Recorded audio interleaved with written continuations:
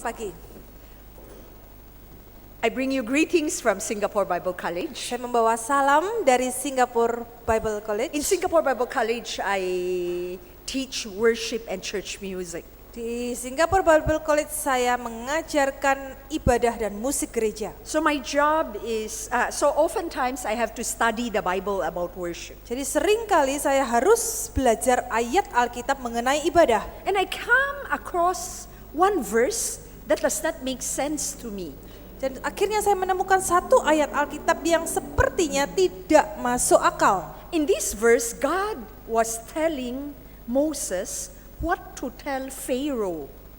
Di ayat ini mengenai apa yang Tuhan berikan kepada Musa dan Musa harus memberitahu kepada Firaun. And God said this.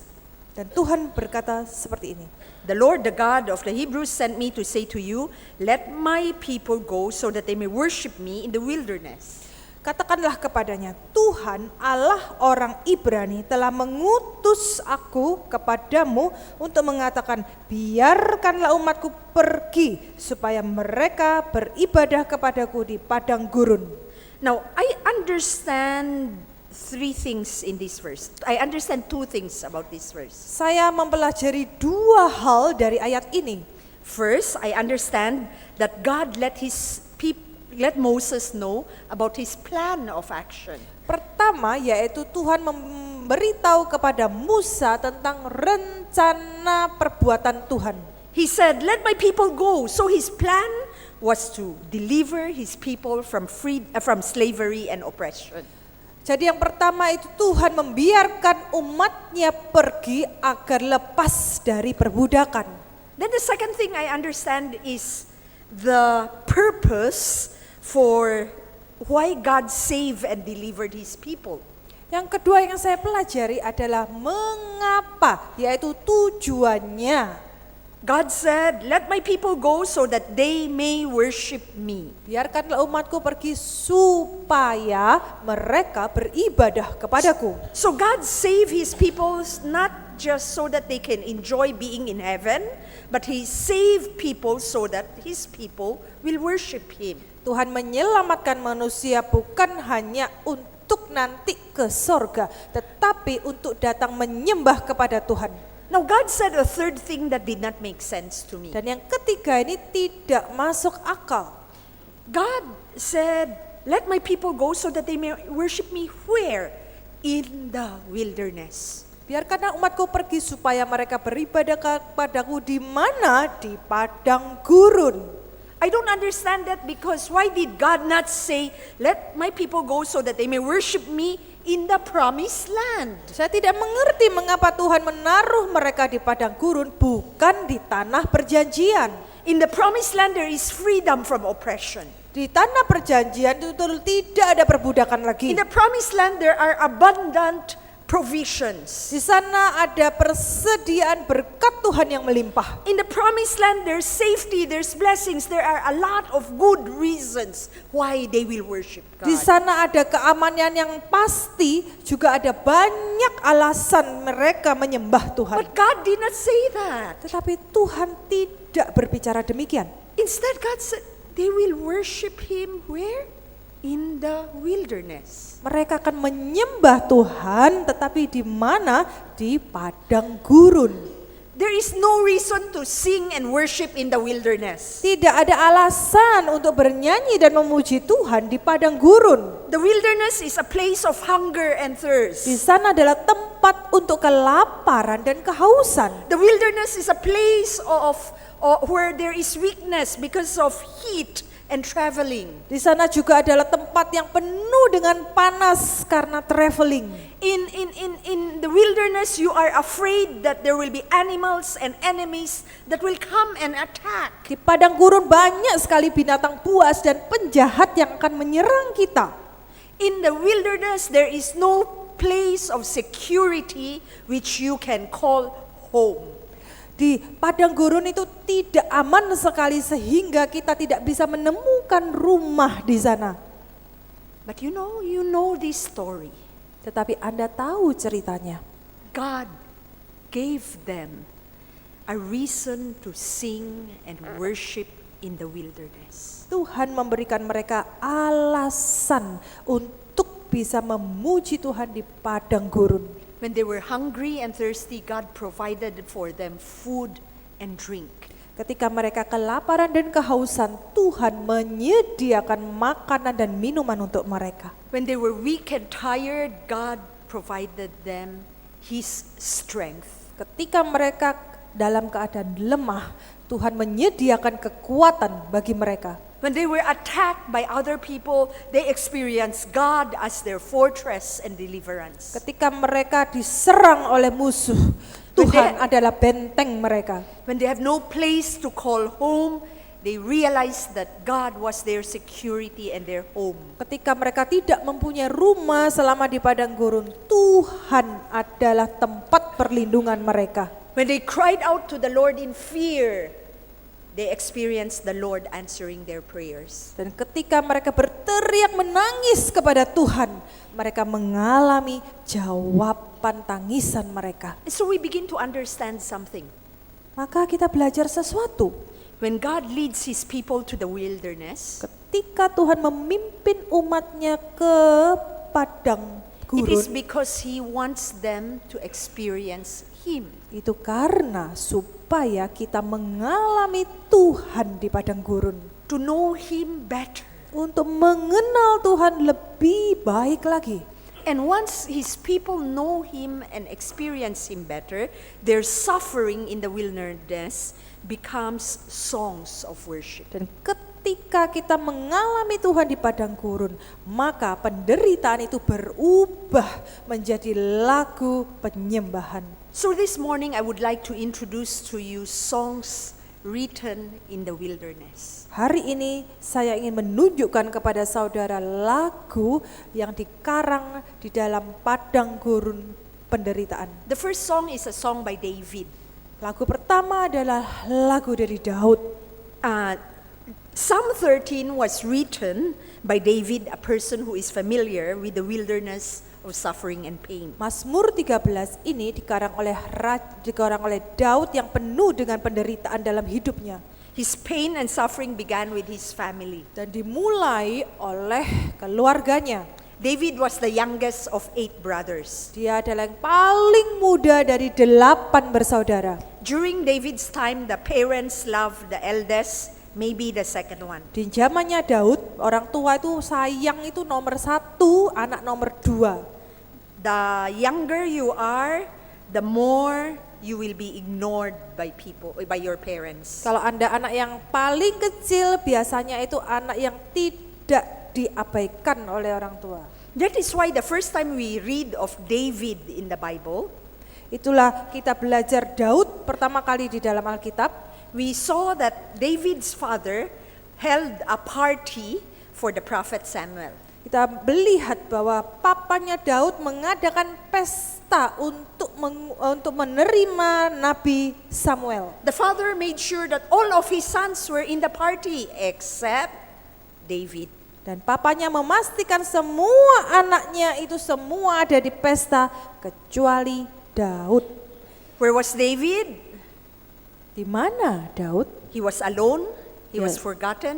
He was just out there in the wilderness taking care of sheep. Dia sendirian dan terlupakan dan menjaga domba-dombanya di padang. This wilderness experience continued for David the rest of his life. Dan pengalaman kesendirian di padang gurun ini terus berlanjut di dalam hidupnya seumur hidupnya.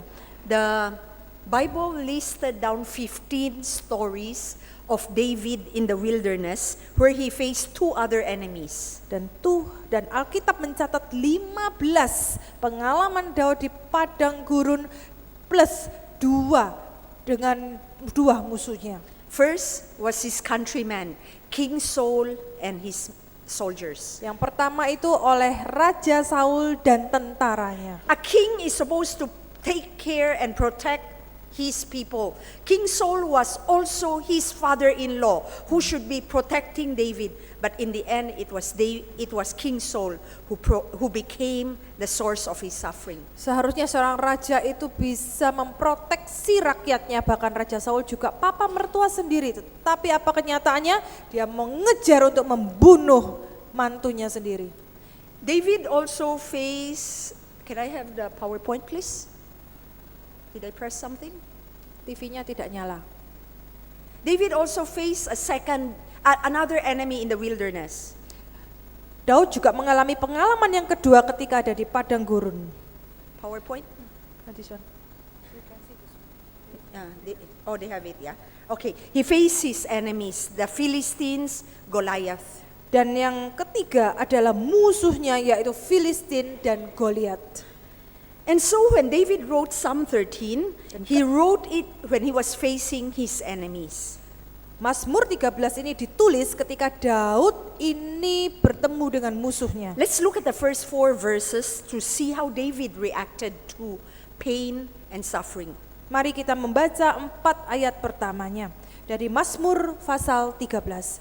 Berapa lama lagi Tuhan kau lupakan aku terus menerus? Berapa lama lagi kau sembunyikan wajahmu terhadap aku? Berapa lama lagi aku harus menaruh kekhawatiran dalam diriku dan bersedih hati sepanjang hari? Berapa lama lagi musuhku meninggikan diri atasku? Buatlah mataku bercahaya, supaya jangan aku tertidur dan mati. Supaya musuhku jangan berkata, aku telah mengalahkan dia dan lawan-lawanku bersorak-sorak apabila aku goyah. This psalm begins with David asking God 4 times, how long, O Lord, how long, how long, how long? Mazmur ini dicatat dengan pertama kali pembukaan 4 pertanyaan yang selalu berkata berapa lama lagi, berapa lama dan berapa lama lagi Tuhan. David was in so much pain and he was so desperate that he wants relief. And so it feels like he was suffering for a very long time. Daud itu sangat menderita dan tertekan sekali sehingga dia berpikir sampai kapan dia menderita ini seperti David's ini. pain and desperation came when he focused on 3 things. Penderitaannya tuh dimulai ketika dia fokus kepada 3 hal. First, he focused on the seeming abandonment of God. Pertama fokusnya itu adalah seolah-olah Allah meninggalkan dia. David felt that God had forgotten him and that God was moving away from him. Dia merasakan bahwa Tuhan melupakan dia dan kemudian menyembunyikan wajahnya And daripada so he David. said in this verse, how long, O Lord, will you forget me forever? How long will you hide your face from me? Dan dikatakan berapa lama lagi Tuhan kau lupakan aku terus menerus. Berapa lama lagi kau sembunyikan wajahmu terhadap aku. Now does God really forget his children? Apakah Tuhan sungguh melupakan anak-anaknya? Of course not. Pasti tidak. God himself said, can a mother forget the baby and have no compassion on the child that he born? Tuhan sendiri mengatakan sebagaimana seorang wanita melupakan anaknya sendiri. God said, sometimes the mother may forget, but I will never forget you. Bahkan Tuhan bilang meskipun mama melupakan kamu tetapi aku Tuhan tidak akan melupakan kamu. And he continued saying this, see, I have engraved you on the palms of my hands. Dan Tuhan melanjutkan bahwa namamu akan diukir, akan kuukir di dalam telapak tanganku. God has a tattoo. And the tattoo, and God has a tattoo, and the tattoo has our names in it. Tuhan itu punya tato, dan tato itu adalah nama setiap kita di tangannya. Did God forget David and hide his face from David? Apakah sungguh Tuhan melupakan dan menyembunyikan wajahnya dari Daud? No. Tidak. But David felt like God abandoned him. Tetapi Daud merasakan Tuhan meninggalkan dia. When he focused on the feelings so much, the feeling become reality, become like reality. Dan ketika Daud itu fokus kepada feelingnya, maka feeling itu yang akan menjadi realita. That was why he was in great pain in the wilderness and he had no song to sing. Sehingga itu sebabnya dia jatuh dalam penderitaan yang sangat luar biasa di padang gurun ini. Second, David also was in great pain because he focused on the seeming endlessness of his pain. Dia menderita karena fokus Daud yang kedua ini seolah-olah tidak ada habis penderitaannya. So he said, how long must I wrestle with my thought and every day have sorrow in my heart? Dia bilang, berapa lama lagi aku harus menaruh kekhawatiran dalam diriku dan bersedih hati sepanjang hari. David was struggling with his thoughts. Dia bergumul dengan pikirannya sendiri. He was probably thinking, what have I done wrong? Why are these people trying to kill me and chase after me? Daud mungkin berpikir, mengapa musuh itu mengejar saya? Apa salah saya? He was probably worried, what will happen to me next? Will they torture me? How will they punish me? Dia mungkin berpikir takut akan masa depannya, tentang musuhnya, apa yang musuhnya akan lakukan kepada dia. He was probably thinking of a solution to find a way out of his pain. Dan dia akan berpikir solusi untuk keluar dari segala penderitaan dia. The more David thinks about his problems, Lebih kalau Daud memikirkan penderitaannya, the more depressed he got. lebih dia tertekan lagi. The confusion of his thoughts, the pain of his heart seemed to be endless, so that David had to say, how long, O Lord? Pikirannya dan hatinya yang tertekan itu membuat dia berpikir, berapa lama lagi Tuhan? David also focused on the seeming triumph of the enemies. Dan Daud juga berfokus seolah-olah kemenangan dari musuhnya. The worst part about suffering is when you hear your enemy says, I have won, ha ha ha. Kesulitan yang pertama dari penderitaan kita itu adalah mendengar musuh kita merasa menang. So in these verses, David seemed to be telling the Lord, Lord, my enemy are about to win. Daud bilang kepada Tuhan, Tuhan musuhku tuh hampir menang. They're about to rejoice when I fall. Mereka itu bahkan bisa bersorak-sorak kalau aku jatuh. And so in this verse, the more he thinks about the enemies, the more he felt that there was no more future, no more hope, no way out except death. Dan ketika Daud berpikir lebih jauh lagi tentang musuhnya, maka Daud juga akan berpikir tidak ada lagi masa depan baginya.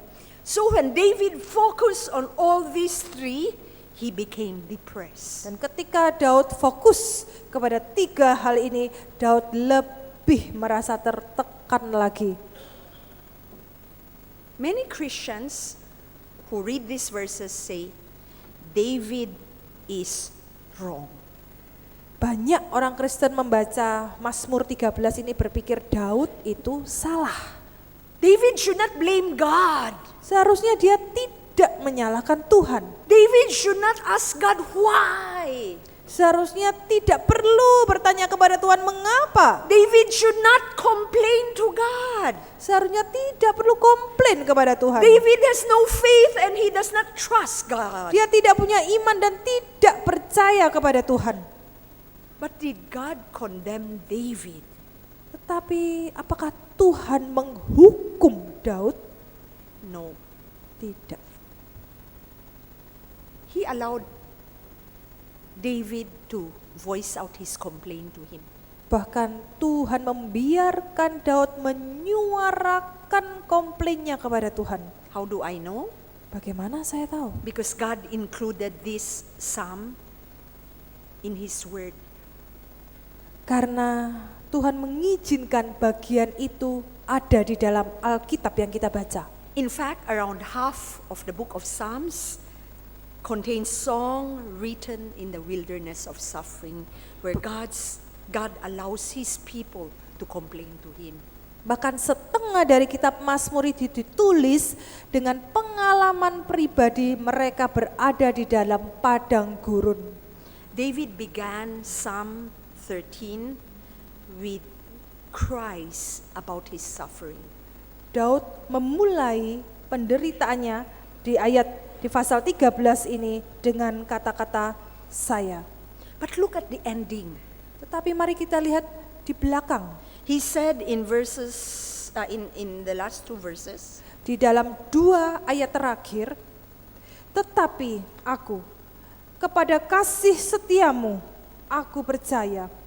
Hatiku bersorak-sorak karena penyelamatanmu. Aku mau menyanyi untuk Tuhan karena Ia telah berbuat baik kepadaku.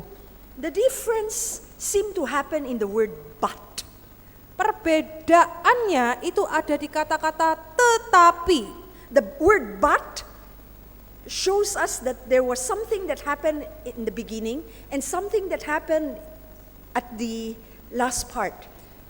Kata-kata tetapi itu menunjukkan sesuatu, yaitu hal yang sebelumnya terjadi dan setelah terjadi. If we look at the first few verses, we will notice that David was focusing really on himself. Di pertama-tama ayat ini kita bisa belajar bahwa Daud fokus kepada dirinya sendiri. Look at how many times he said aku here.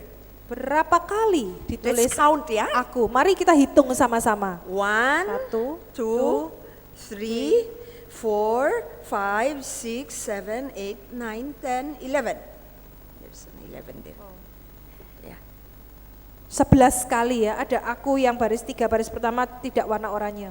So during the wilderness, when he focused on himself, he got depressed. He Ketika has no song to sing. Ketika di padang gurun, Daud fokus kepada dirinya sendiri, maka tidak ada lagu yang dia But bisa in verse nyanyikan. 5 and in the last two verses, he focused on God. Tetapi 2 ayat terakhir menunjukkan dia fokus kepada Tuhan. He said, I trust in your unfailing love. My heart rejoices in your salvation.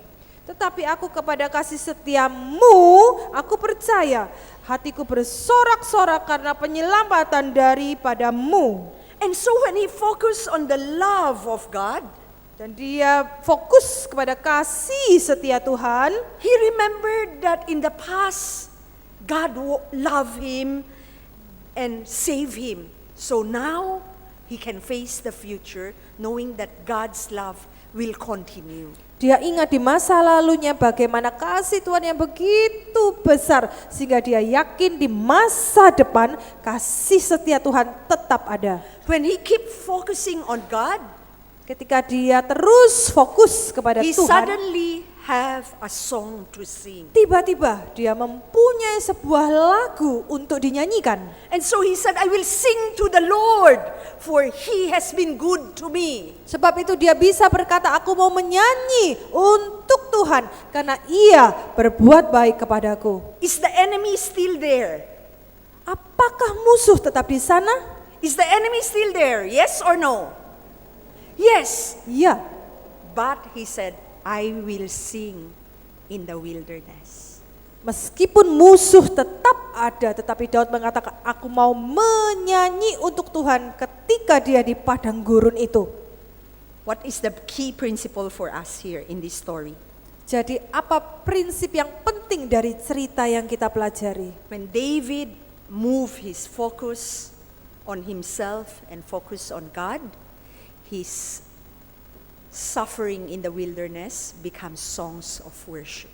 Ketika Daud mengubah fokusnya dari dirinya sendiri kepada Tuhan, dia mengubah penderitaan itu menjadi lagu penyembahan. God leads you and me to the wilderness of suffering. Tuhan membimbing Anda dan saya ke padang gurun penderitaan.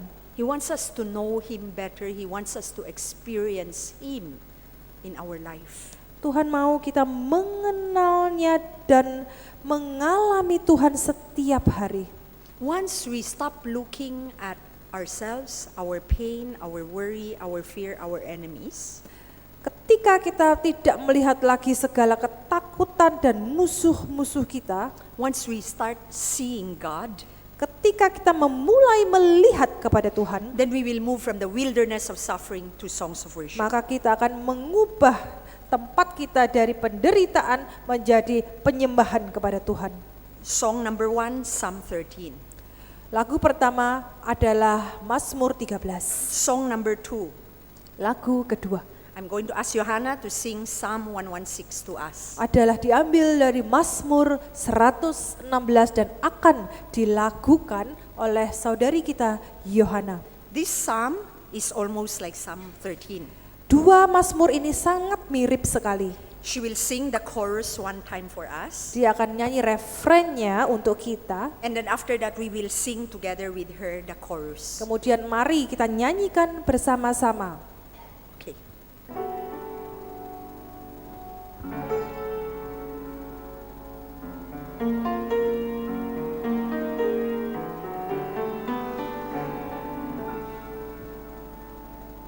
Ku cinta dia, dia penuh dengan kasih.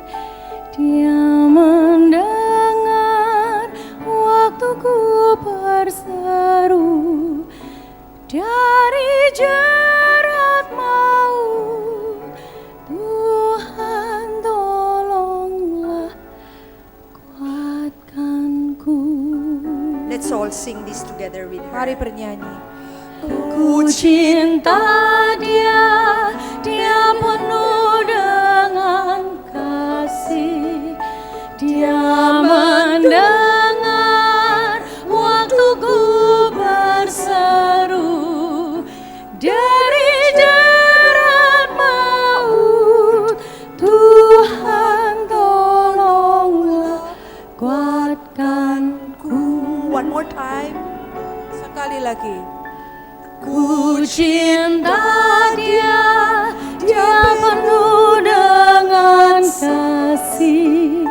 Dia mendengar waktu ku berseru dari jerat maut.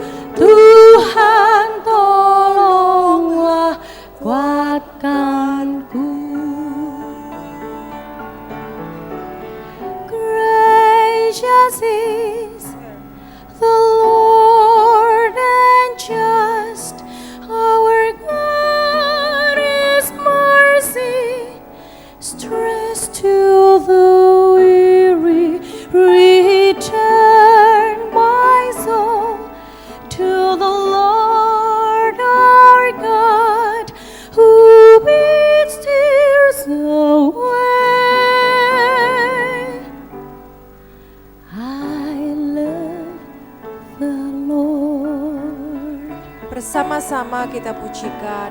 Ku cinta dia, dia penuh dengan kasih. Dia mendengar waktu ku berseru dari jerat maut. Tuhan tolonglah, kuatkanku. How can I repay the Lord for all the goodness He has shown me? I will raise the cup of salvation and call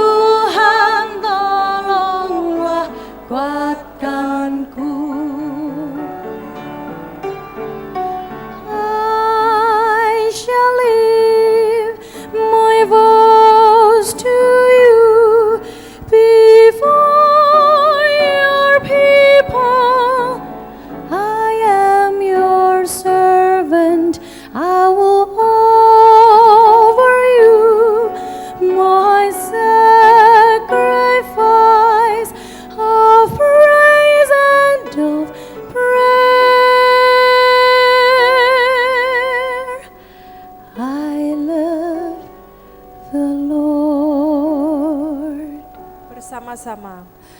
Ku cinta dia, dia penuh dengan kasih. Dia mendengar waktu ku berseru dari jerat maut. Tuhan tolonglah kuatkanku.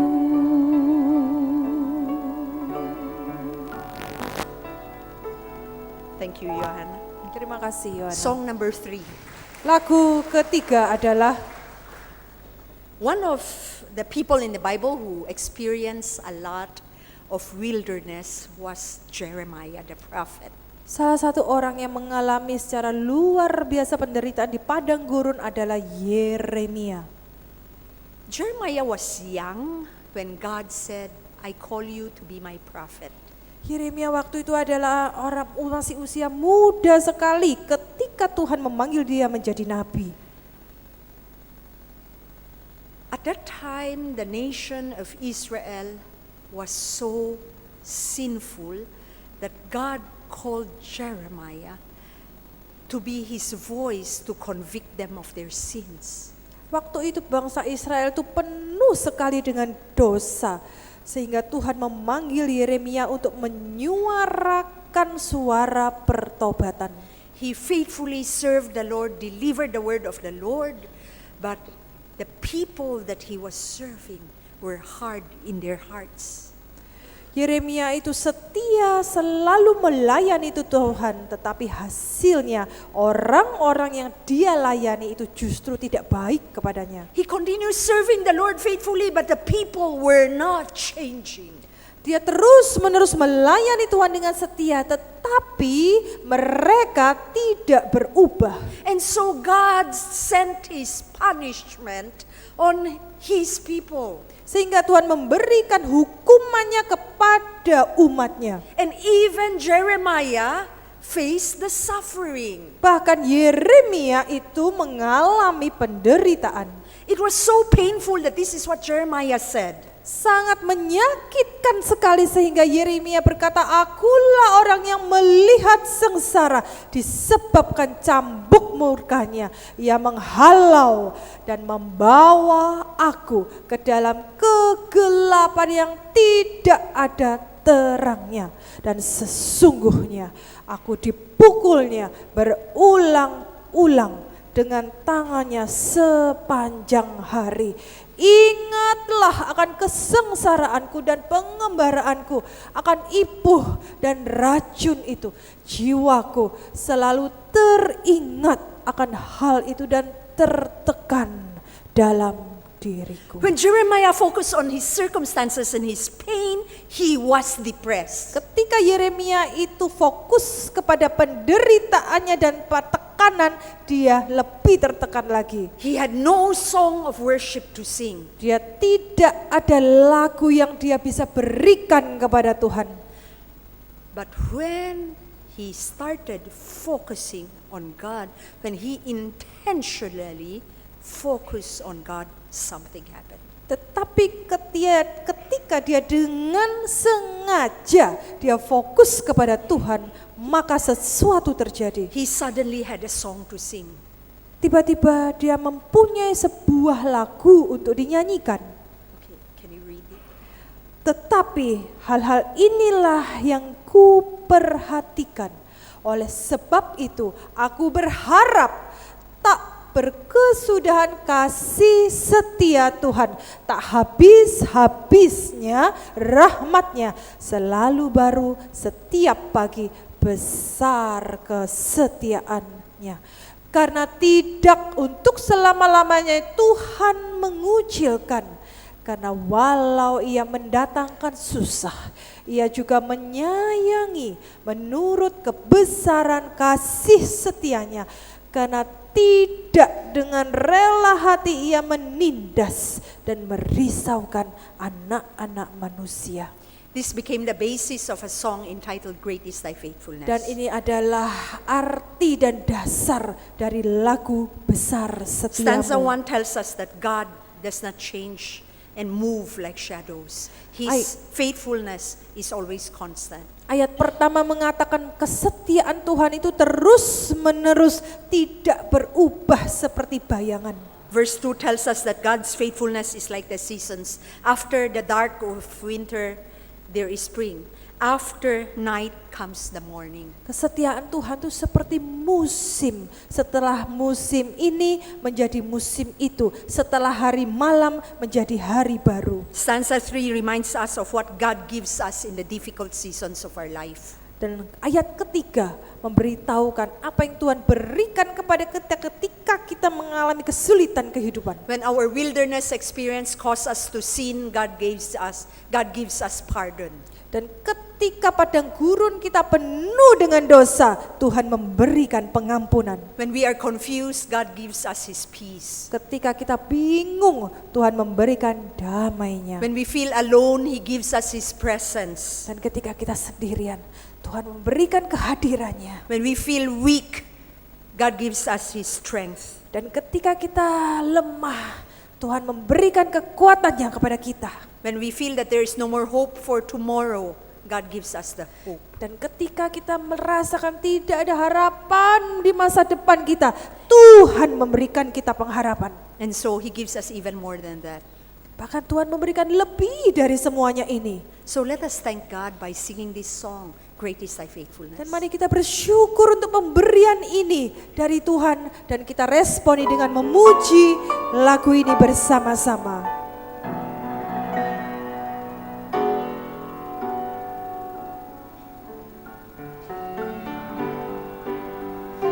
Besar setiamu Allah Bapa-Ku, besarlah kasih-Mu yang melimpah, tiada kurang dan tidak berubah, sempurna dan tetap selamanya. Besar setiamu, besar setiamu, Dia bagi berikan rahmat baru.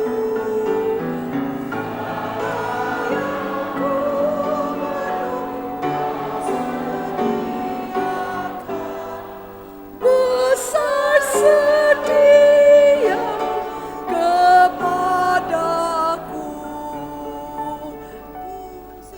Sing. Musim pun berganti, musim apapun, hari pun berganti, hari baru, alam semesta dan semua ciptaan menyaksikan kasih setiamu. Besar setiamu, besar setiamu, Dia bagi berikan rahmat baru. Segala yang ku perlu Kau sediakan. Besar setiamu kepadaku.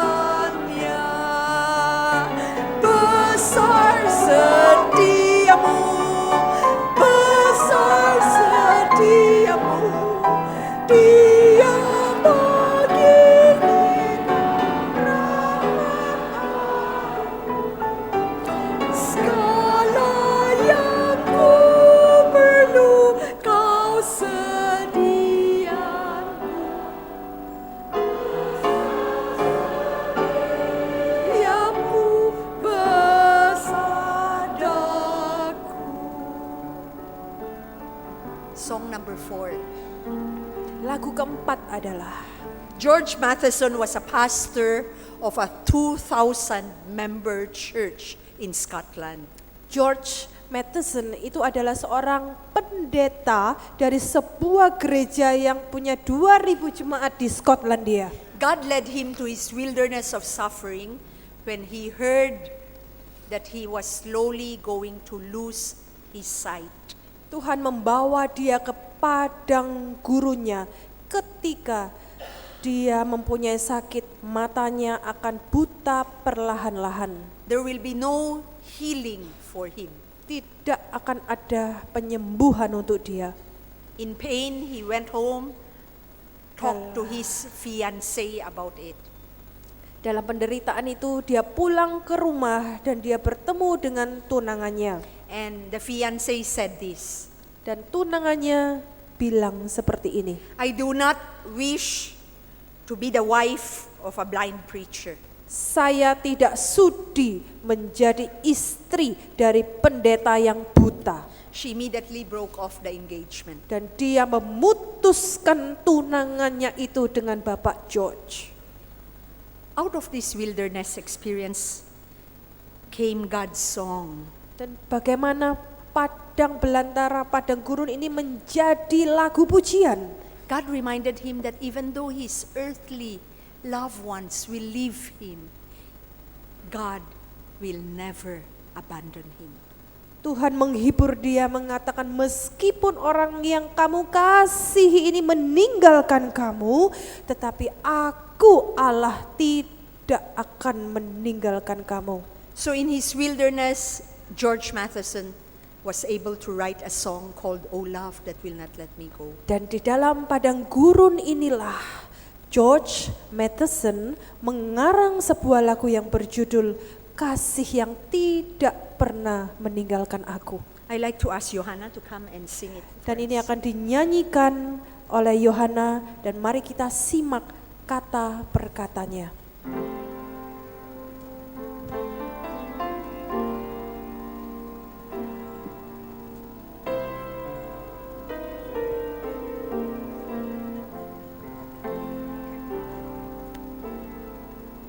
Oh, love that wilt not let me go, I rest my weary soul in thee. I give thee back the life I owe, that in thine ocean depths its flow may reach a fuller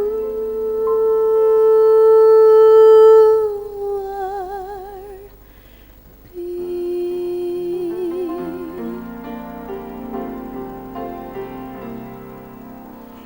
Oh, light that always storm my way,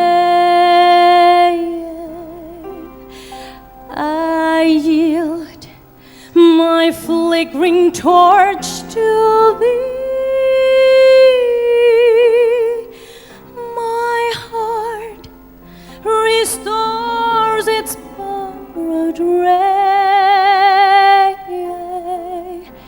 that in thy sunshine's blaze its day may brighter, fairer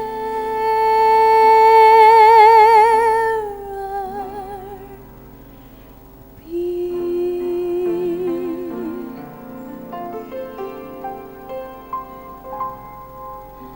Oh, joy that seekest me through pain,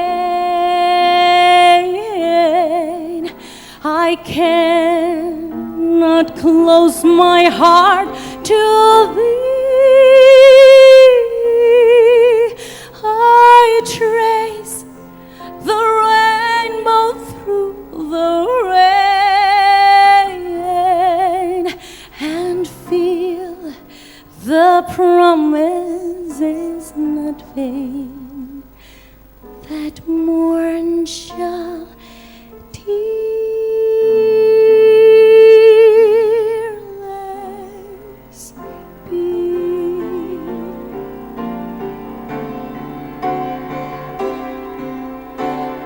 cross that liftest up my head, I dare not ask to fly from thee.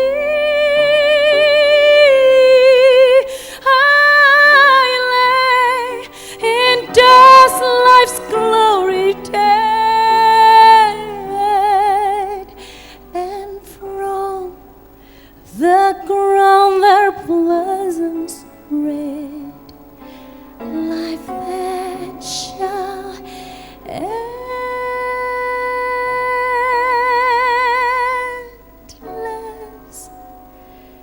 be.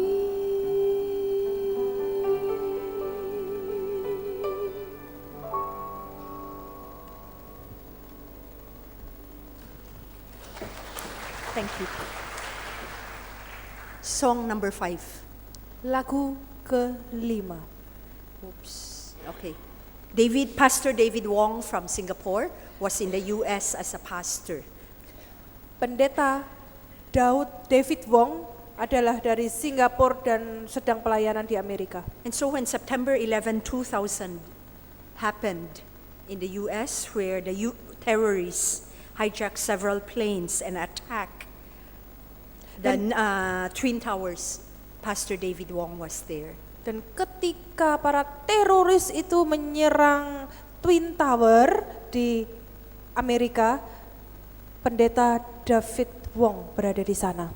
So when so many lives are lost and when suffering did not make sense, Dan ketika banyak orang yang mati dan penderitaan yang tiba-tiba muncul itu, Pastor David Wong looked at the circumstance and he was so depressed.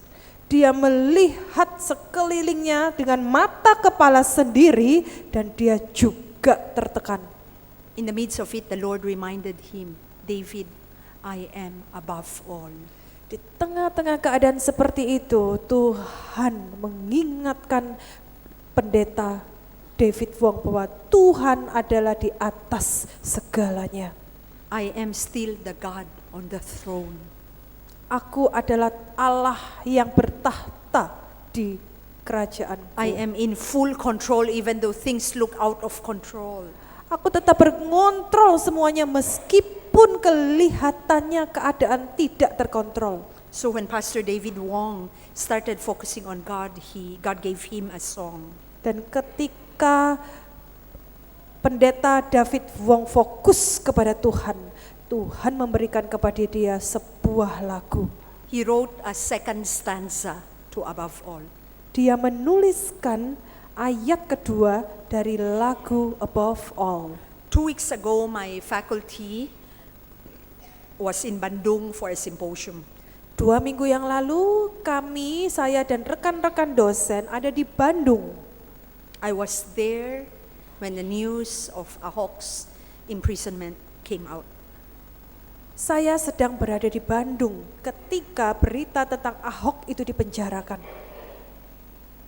I saw the tears, I hear the cries of pain and fear and worry of God's people. Saya bisa mendengarkan dan merasakan sendiri tentang tangisan orang-orang akan ketidakadilan ini. In the midst of the darkness where it was hard to sing worship, the Lord gave us this song, and we sang this as our song of worship in the wilderness of suffering. Dan dalam keadaan demikian yang gelap itu, Tuhan memberikan sebuah lagu, Above All, yang menguatkan setiap kita waktu itu. Let's sing this song. Mari kita pujikan lagu ini bersama-sama.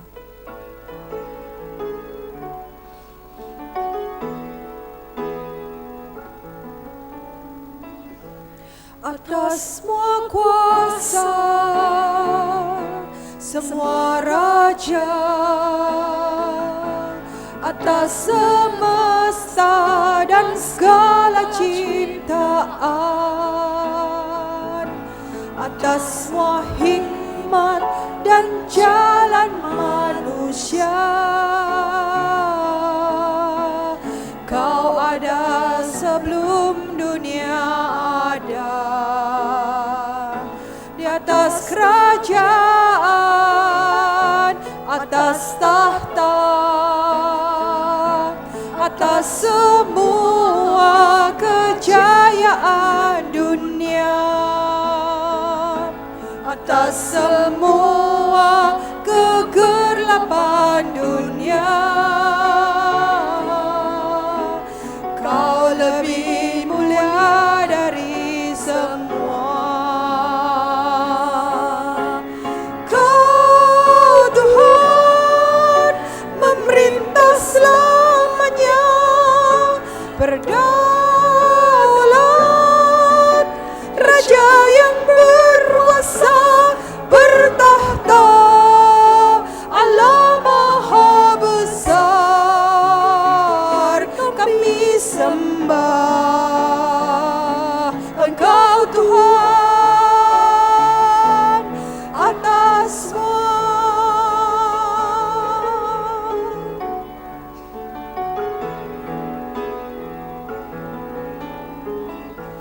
Atas semua teror, semua cemas, atas semua susah dan semua air mata, atas semua jerat kejahatan, Kau tetap Allah yang berdata. Atas semua duka, semua derita, atas bisikan semua sia-sia, atas semua luka yang kita rasakan, Kau tetap Allah yang bertata.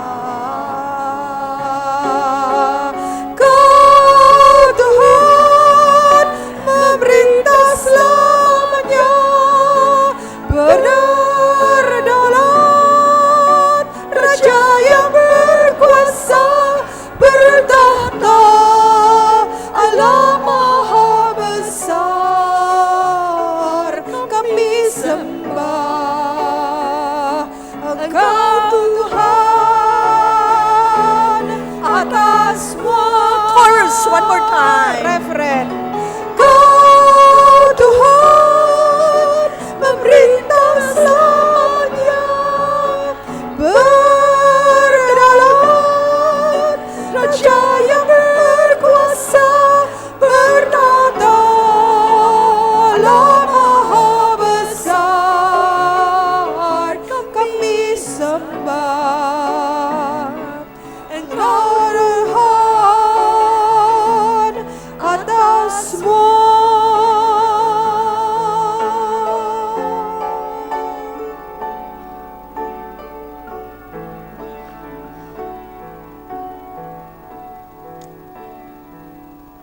I want to tell you the story of my mother. Saya ingin menceritakan kisah tentang ibu saya.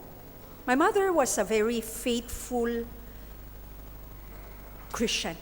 Dia adalah seorang yang sangat Kristen setia. My grandmother always told us that my mother has been the best daughter ever who loves the Lord so much. Nenek saya mengatakan, mama saya itu adalah anak perempuan yang terbaik dan mencintai Tuhan. The Lord used her to win many people to Him. Tuhan memakai ibu saya untuk memenangkan banyak jiwa. She was a Sunday school superintendent. She taught at she was the principal of the kindergarten of a Christian school. She was a deaconess. Dia adalah majelis wanita, dia adalah ketua dari komisi sekolah minggu, dan dia adalah kepala sekolah dari sekolah Kristen. To have somebody who is such a good Christian, the Lord led her through this wilderness. Kristen yang seperti ini, Tuhan memimpin dia menuju padang gurun In the penderitaan. last 4 years of her life, she suffered cancer. 4 tahun akhir hidupnya dia mengalami sakit kanker. The first time it happened in her intestines, her colon. Pertama terjadi di bagian ususnya dia. The doctor had to cut her intestines, open the side, and have she live her life, the rest of her life with a colostomy bag. Dokter harus memutus usus yang ada kankernya itu dan kemudian harus melubangi perutnya dan ada sebuah kantong supaya kotoran itu keluar ke kantongnya. So can you imagine that after you finish eating, all your food goes to the bag, and every time you have to clean the bag. Jadi bayangkan setiap kali kita selesai makan, ya, ibunya selesai makan, itu kotorannya keluar ke kantongnya itu dan harus dibersihkan setiap hari. After radiation, Setelah radiasi, the doctor said you have cancer in your liver. dokter bilang kankermu itu menyebar ke lever. The doctor cut 65% of her liver. Jadi levernya dipotong 65%. Because of that, she cannot eat anything with oil. She cannot eat anything with salt the rest of her life. Sehingga dia tidak bisa makan yang mengandung minyak dan garam sepanjang hidupnya. I thought that I want to support my mother, so I tried to eat food without oil and without salt. Saya ingin mensupport mama saya, jadi saya ikut-ikutan makan seperti makanan mama saya, nggak pakai garam, nggak pakai minyak. I lasted one meal. I cannot. Saya baru There's no taste nyoba when satu food has no kali, salt. saya sudah nggak tahan. Soalnya nggak ada rasanya sama sekali, nggak ada garam. After 1 year, Setelah 1 tahun, the doctor said your cancer has spread to your 2 lungs. kankernya menyebar ke 2 paru-parunya. One of the 5 lobes of the lungs had a big cancer, so they removed the lobe. Jadi ada 5 lubang di paru-parunya itu ada kankernya. They removed more than 10 cancer cells in both lungs. Jadi dokter mengambil 10 sel kanker di 2 paru-paru itu. She had to go through a lot of chemotherapy. Dia harus terus-menerus melalui kemoterapi. In the last 1 year, the doctor said your cancer marker went high. 1 tahun sebelumnya beliau meninggal, dokter menemukan ukuran kanker di dalam tubuhnya itu meninggi. So he said, I want you to go for MRI. Jadi dokter suruh pergi MRI. MRI came out nothing. Hasil dari MRI itu tidak ada apa-apa. The doctor said it cannot be, so he did internal exam with his hands. Dokter bilang nggak mungkin. Jadi dia itu memasukkan tangannya untuk ngecek di dalam tubuhnya mama. He said, I feel something. Saya merasakan sesuatu. So he said, go for CT scan. Pergi CT scan. Came out, result nothing. Herannya juga nggak ketemu apa-apa di CT scan itu. The doctor did internal exam again and said, I feel something big. Terus dia melakukan pengujian internal, juga dia merasakan ada sesuatu di dalam itu. You go for operation. Ayo dioperasi. She went for operation. Dioperasi. After 1 hour, the doctor called me to the operating room Setelah 1 jam, dokter memanggil saya ke ruang operasi. and said, I will close this operation because I did not remove anything because the cancer is too big. Saya akan menutup operasi ini karena saya menemukan kankernya sangat besar sekali. He said, I will leave it to you to tell your mother and your family if you want. You decide. Dokter bilang kepada saya, kamu yang memutuskan mau bilang ke mamahmu atau tidak. I told the doctor, it's August now, how long do you think my mother will live? Waktu itu bulan Agustus, jadi saya bertanya kepada dokter, berapa lama lagi mama saya akan hidup? Doctor said normally with people of her case, she will not live until end of the year. Biasanya kasus seperti ini tidak bertahan sampai Desember. My mother had to go through chemotherapy, very strong chemotherapy at the time.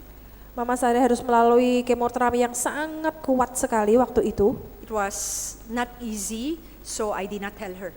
So itu sangat tidak gampang. Jadi saya tidak memberitahukan kepada dia kalau dia punya kanker yang besar. The Lord let her live. By January, she was still alive. Akhirnya melalui Januari itu dia masih hidup.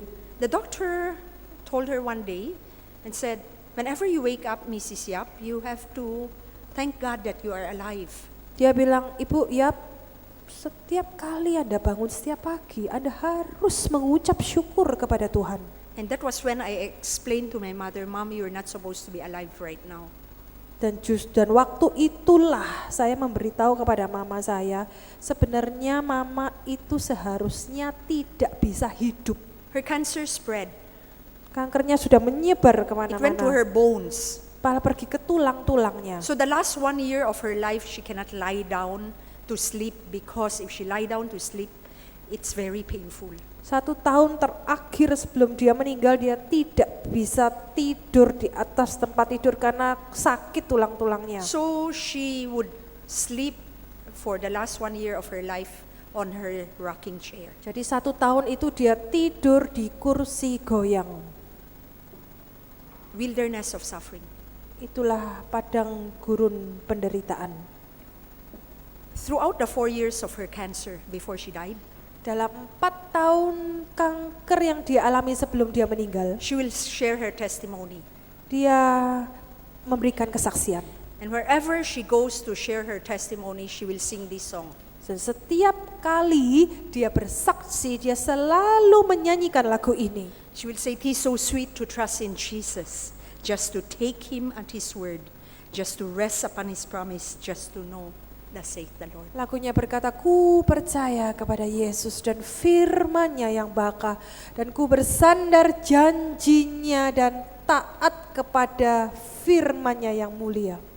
And she will sing, Jesus, Jesus, how I trust him, how I have proved him over and over.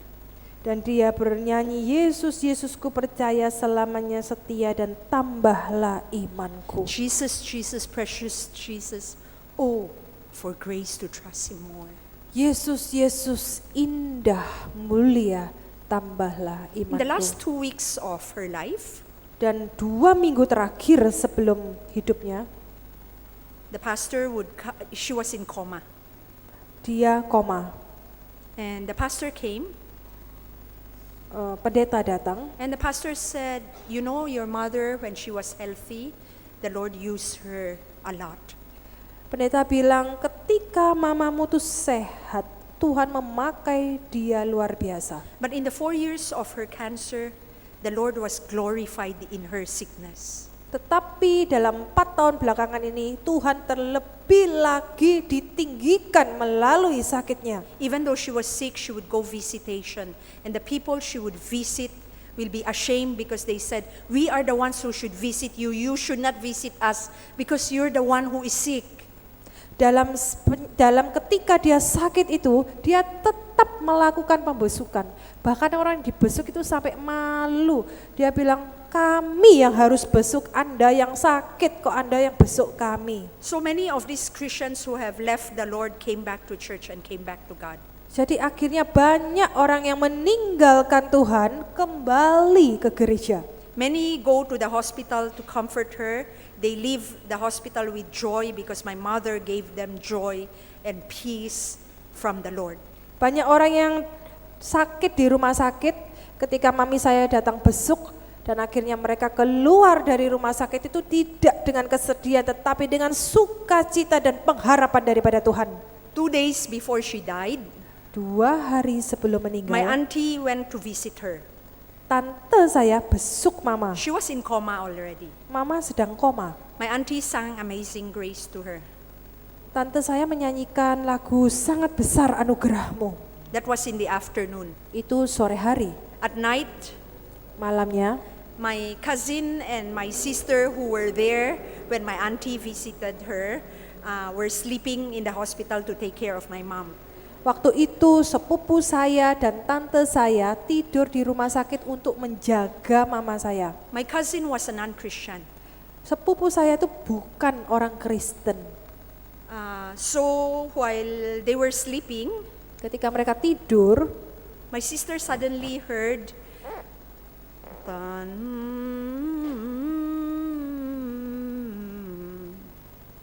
saudara perempuan saya tiba-tiba mendengar orang yang menyanyi dengan bergumam. And so she said, wow, the impact of Amazing Grace to my non-Christian cousin was so big. Jadi dia merasakan bahwa efek dari lagu pujian itu baik sekali ke sepupunya. And the song continued. Dan lagunya itu dilanjutkan. Then suddenly my sister heard my cousin said, "Are you singing? Kemudian sepupu my cousin, Are you singing?" apakah engkau bernyanyi? Tanya adik perempuan saya. Then they realized that it was not the two of them singing. Ternyata bukan antara dua orang itu. There was only a third person there, and it's my mother who was in coma. Itu artinya siapa yang menyanyi? Yaitu They listen. maminya yang koma itu. They listened, and it was my mother singing. Dan mereka berdua mendengarkan, ternyata mama saya yang menyanyi. My mother was in coma. Mama saya berada dalam koma waktu itu. She knew she was facing death, Dia tahu dia akan mengalami kematian. and yet she could still say, "Amazing Grace." Meskipun begitu, dia masih bisa menyanyikan sangat besar anugerahmu. She had a song to sing in her wilderness of suffering. Dia masih mempunyai sebuah lagu untuk dinyanyikan ketika dalam padang gurun. Why? Because she focused on God and not on her circumstance. Kenapa bisa seperti itu? Karena dia fokus kepada Tuhan, bukan sekitarnya. She focused not on herself, on her pain, but she focused on God.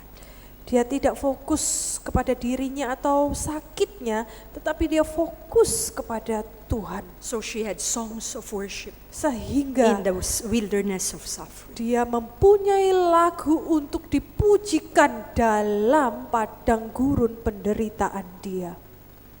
So my friends, as you go through your wilderness of suffering right now, ketika Anda melalui padang gurun penderitaan saat ini, focus on God. fokuslah kepada Tuhan. Because I want to end by asking you, what is your story? Saya ingin bertanya kepada Anda, apakah yang menjadi kisahmu? In your wilderness of suffering right now, what is your story? Pada saat ini kita mengalami di padang gurun penderitaan, apakah ceritamu? It's okay to complain, it's okay to cry, it's okay to ask God why. Silakan komplain, silakan bertanya kepada Tuhan, silakan Anda berseru kepada Tuhan. It's okay to sometimes feel that you have no song to sing. Boleh Anda merasakan kekeringan dan tidak ada puji-pujian yang tidak bisa But dinyanyikan. please don't stay there too long. Tetapi jangan berada di sana terlalu lama. Focus your mind and your heart and your eyes on God. Fokuslah kepada Tuhan dengan pikiran dan perasaan dan hati saudara. Because God is above all. Karena Tuhan itu atas semuanya. I'd like us to close with a time of prayer. Saya ingin menutup khotbah saya dengan berdoa. Talk to God. Heningkan diri kita sejenak dan berbicaralah kepada Tell Him Tuhan. your pain, tell Him your fear, tell Him your worry. Katakan ketakutan saudara. Katakan apa yang menjadi masalah saudara. And then tell Him that you want to trust Him. Dan katakan kepada Tuhan, Tuhan aku mau percaya kepadamu. Let's pray. Mari kita berdoa.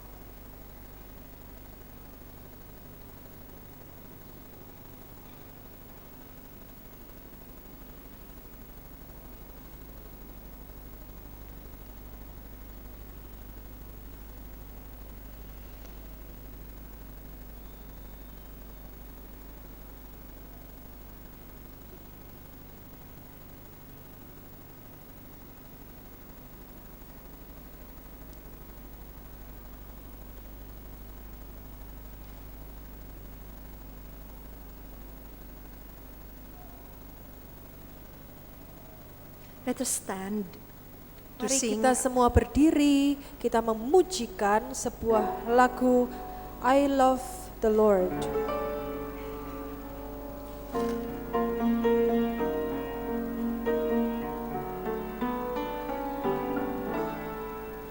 Ku cinta Dia, Dia penuh dengan kasih, Dia mendengar waktu ku berseru dari jerat maut. Tuhan tolonglah kuatkanku. One more time. Ku cinta Dia, Dia penuh dengan kasih, Dia mendengar waktu ku berseru dari jerat maut. Tuhan tolonglah kuatkanku. One more time. Sekali lagi. Ku cinta Dia, Dia penuh dengan kasih, Dia mendengar waktu ku berseru dari jerat maut. Tuhan tolonglah kuatkan aku. Please be seated. Silakan duduk.